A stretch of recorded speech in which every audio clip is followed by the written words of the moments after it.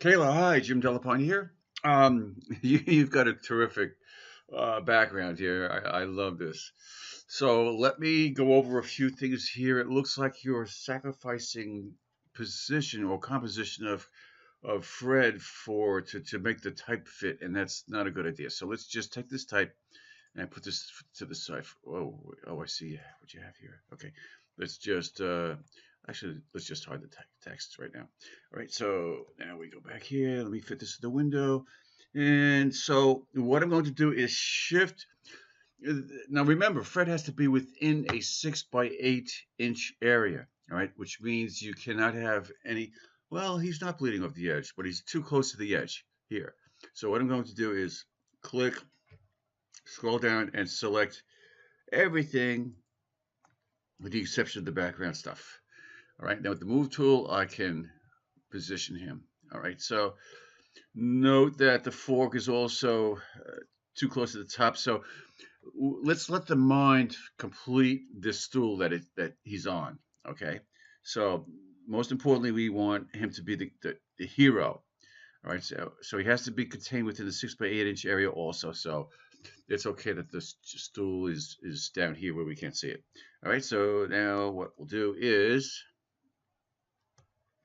let me zoom in here, and I see you made the mouth open. Good job, good job. Okay, it looks pretty good. It looks pretty good. You may let's see. I would say right in here it needs a tiny little bit of cleaning. So let me go to the move tool with auto select checked. It'll go right to this layer when I click on it, but I have to do this first. Okay, so it is, looks like it's this layer right here. Actually, they're so close that it kind of like blends together. So, hmm, what is going on here? Why is all this? Oh, I see. Okay. Yep, I see what you did. Okay, so we can go here. If we hide that. You know what? I'm focusing too much on the wrong thing. All right, what I want to do is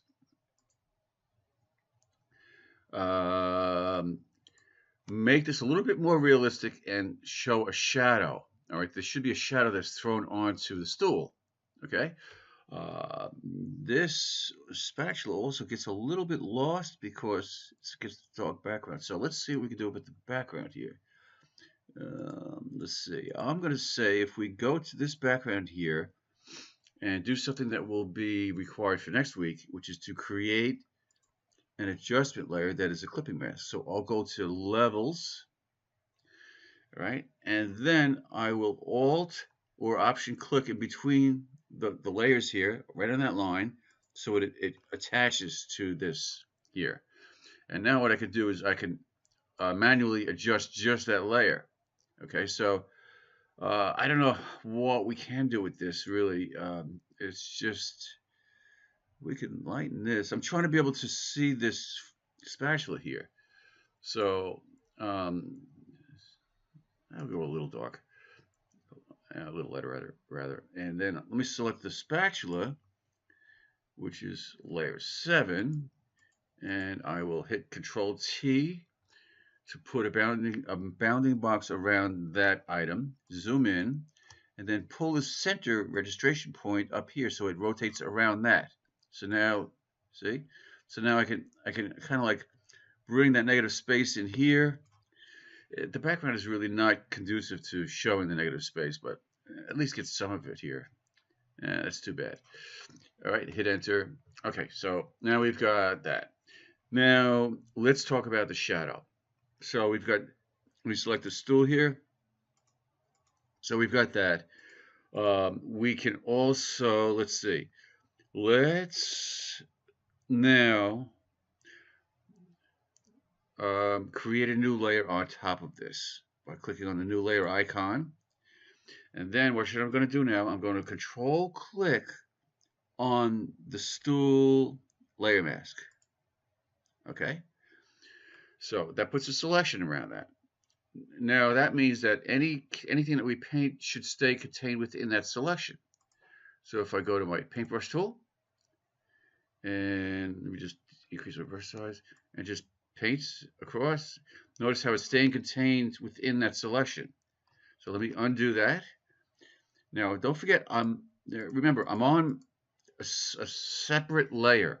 Okay, so now what I'm going to do is change the foreground color to a darker gray. Okay, and then what I'm going to do is I'm going to hide this selection. It'll still exist, but just that it will be hidden. You can't see it, and it's a good idea only because it allows you to see better what you're doing, what you're painting with. Okay, so now notice if I paint here, I get that. So let me undo that.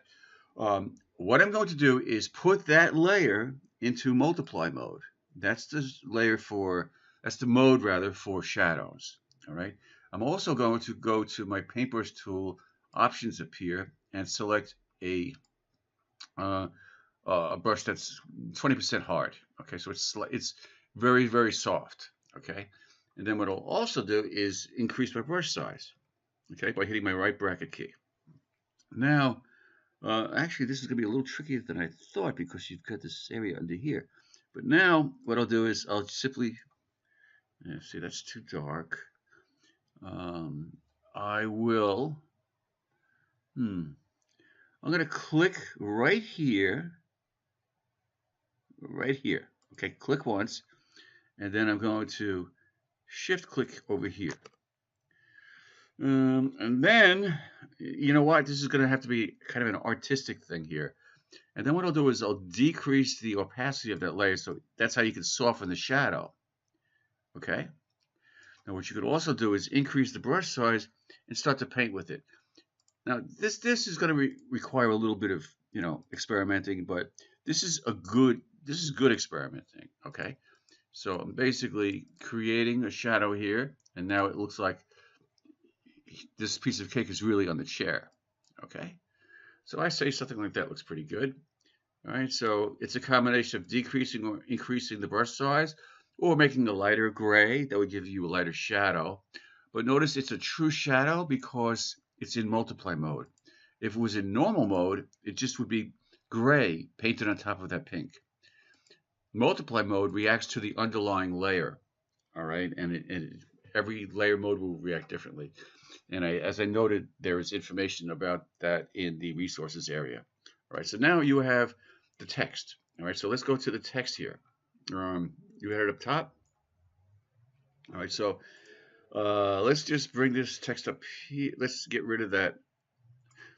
Let's get rid of that. Actually, let's just hide it. I don't want to get rid of it yet. All right, and we'll bring this text up here. It's kind of crazy, funky looking font, very goth looking.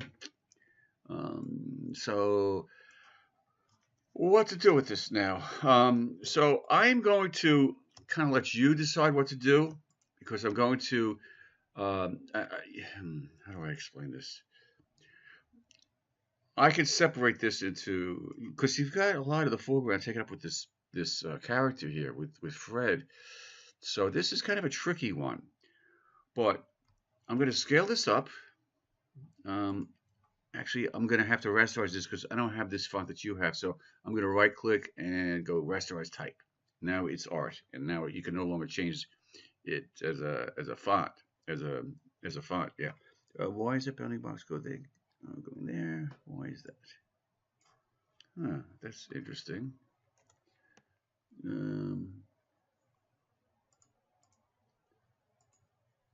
It's interesting. Oh, I don't know why that happened, but okay. So I essentially want to scale up the font,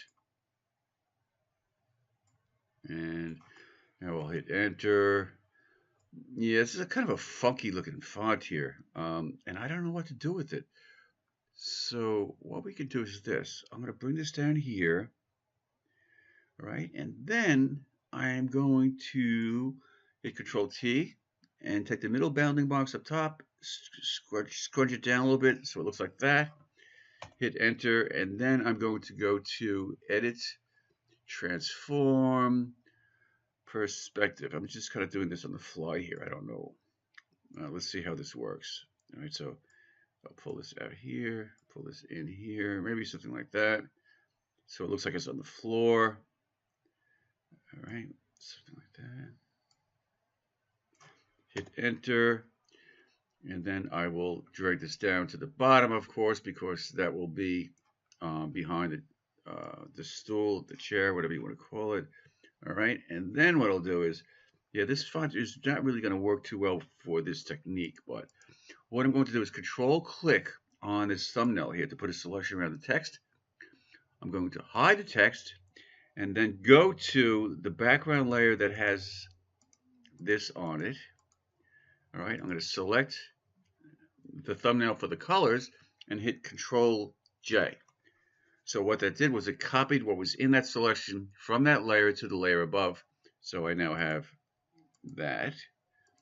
All right. But this, you see, it gets a little weird because I copied and pasted something that was at 60% opacity. So bringing it up, you have the text in there, and I would say that's fine, even though you can't read the rest of it. It's more about learning what you can do. All right, and I'm going to shut up now. I've gone on way too long, and good job. All right.